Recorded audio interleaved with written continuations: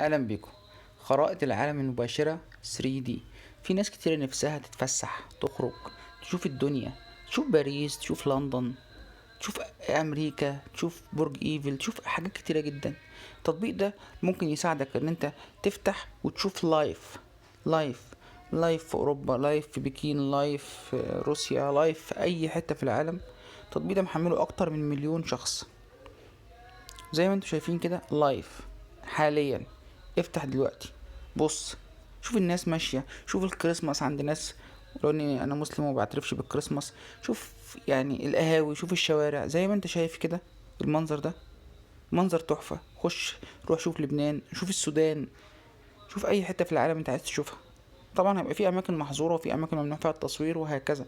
مش هتلاقي كل الاماكن في كل العالم، يعني لو في اماكن فيها مثلا قلق او مظاهرات او اي حاجه زي كده، مش هتلاقي فيها بث مباشر.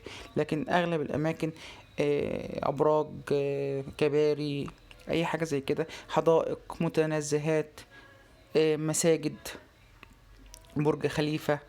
يعني هتلاقي اماكن، برج الحريه، هتلاقي اماكن كتيره جدا تقدر تشوف عليها لايف في الوقت اللي انت فيه. تطبيق سهل وبسيط ومحمله اكتر من مليون شخص. في ناس بتقول ان في صور منه قديمة، بس تطبيق رقم 8 في الفئة بتاعته. ارجو الكل يحمله ويستمتع بيه.